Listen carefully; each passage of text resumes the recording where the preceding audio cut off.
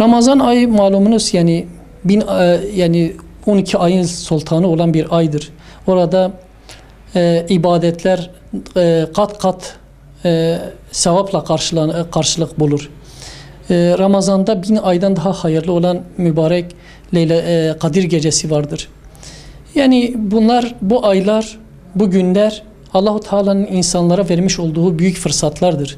Dolayısıyla bu gibi günlerden ve aylardan yani en güzel bir şekilde hem şahsımız için hem toplumumuz için hem milletimiz için değerlendirmemiz gerekiyor. Bu ibadeti icra ederken eğlenceden ziyade daha çok yani bunları nasıl düşüneceğiz, bunların farkına nasıl varacağız, nasıl bunları derk edeceğiz, o düşünce içerisinde olmak gerekir. Hatta bu fakir insanları, muhtaçları, yardıma muhtaç olan insanların peşinde dolaşıp onları bulup onlara yardım etmek gerekir. Ayrıca dünyevi keyif, lezzet, zevklerden insanın kendini uzak tutarak maneviyatını arttırması, ruhunu arındırması gerekir. Bu ay arınma ayıdır. Bu ayda yapılacak ibadetler biliyorsunuz ki sevabı kat kat daha fazladır. Dolayısıyla bu ayda daha fazla ibadet etmek için gayret gösterilmelidir. Yok eğer bu ibadetler bir kenara bırakılıp Ramazan'ın ruhuna aykırı eğlence, zevk, sefa peşinde gidilirse o zaman Ramazan'ın ne anlamı kalır? O arınma nasıl gerçekleşecek? Belki mesela Ramazan'da yani eskiden beri yapılan bazı etkinlikler var. Yani etkinliklerin yapılmasında sakınca yoktur ama bu etkinliklerin insanın maneviyatını arttırıcı, onu Ramazan'dan elde etmesi gereken sevap ve faydanın en azami derecede olmasına yönelik olmalıdır. Değil yani ondan uzaklaştırmalıdır.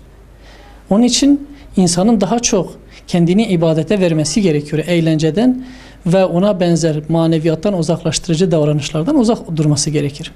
Şimdi biz de bu tür duyumlar aldık, soruşturduk da. Belediyeler halka hizmet için vardırlar.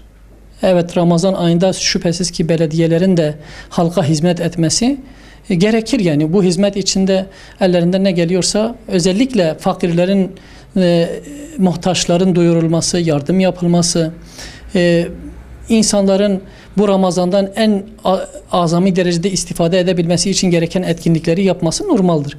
Fakat bunların Ramazan'ın ruhuna aykırı olmaması gerekir. Burada Ramazan'da şeytanlar, hadiste geçtiği şekliyle şeytanlar bağlanıyor.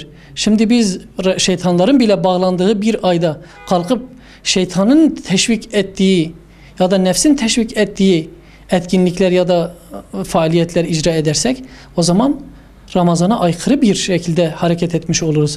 Bu olmaması gerekir. Yani hem Ramazan'ın maneviyatına hem ruhuna aykırıdır. Güzel etkinliklerin yapılması doğrudur, teşvik edilmesi gerekir. Ama bunlarda yani şeytana ve nefse yönlendirecek olan kısımlardan tamamıyla uzak durulması gerekir. Belediyeler bu hususta daha fazla sorumluluk sahibidirler. Umarız eğer böyle bir şey varsa da yani bunları telafi etmeleri, bunları aslına uygun bir şekilde düzenlemeleridir. Yoksa bu şekilde yaptıkları bu faaliyetler, bu etkinlikler faydadan çok zarar verecektir yani halkımıza.